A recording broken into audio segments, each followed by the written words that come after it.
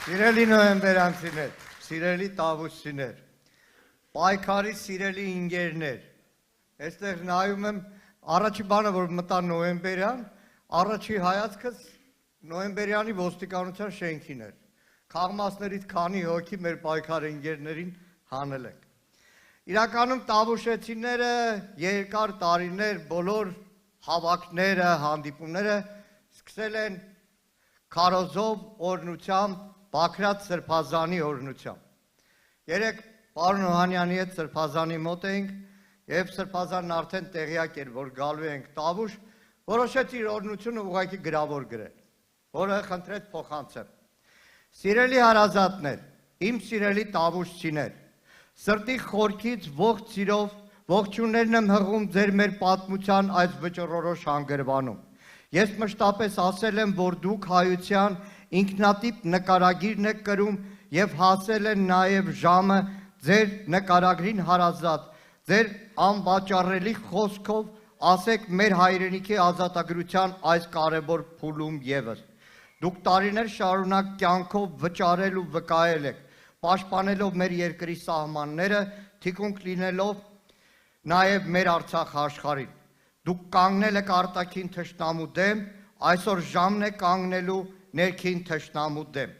Չեք վախեցել եւ ոչ միայն չեք վախեցել, այլև ձեր բազուկը հաղթել է ադրբեջանական հրոսակներին, իսկ այսօր ձեր բազուկը կոչված է վերջ դնելու ներքին ադրբեջանական հրոսակին։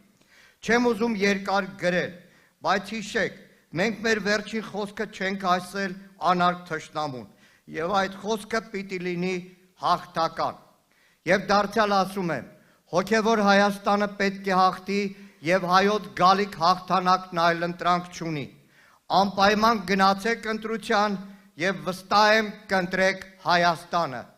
Միասին կարող ենք, սիրով եւ աղոթքով, հաղթանակի տեսիլքով հայրենիքի կալանավոր Բաքրատ arczepiskopos Գալստանյան։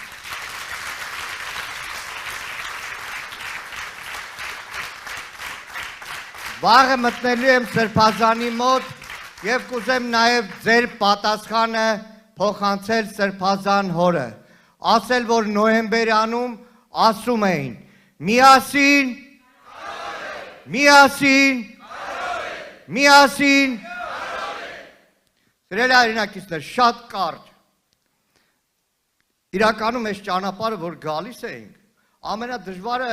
մեր գալացողների մեջ պարոն նախագահի Սերան Օհանյանի համարը, որտեվ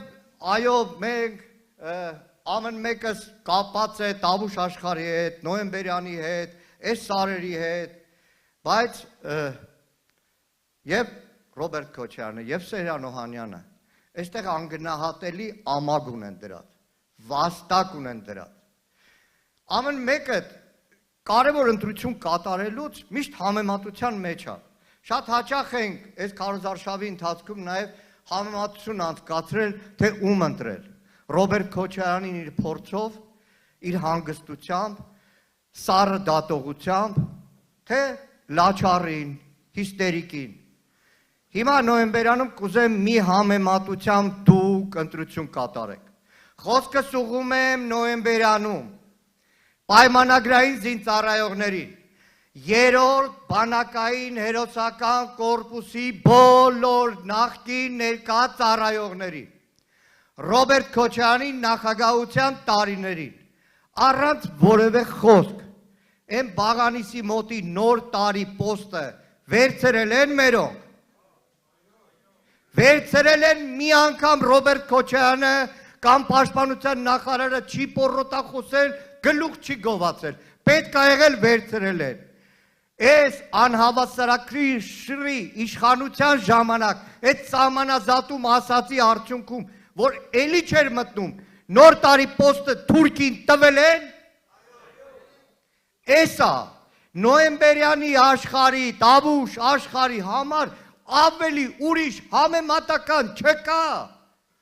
չկա, այս տարածաշրջանի, նայեք Սերան Օհանյանը շատ խոսեց, բանակից չեմ ուզում երկարացնել, նայեք, այստեղ այս 30 տարին հողը ջուրը հայրենիքը պաշտպանած, գնդապետի որդի անստատ, գնդապետից գեներալից մինչև 20-25 տարի մարտական հերթապահություն իրականացնող պայմանագրային զինծառայող, որոնց բոլորի վաստակը ջուրն են նետում, ասում են առաջ բան չի եղել։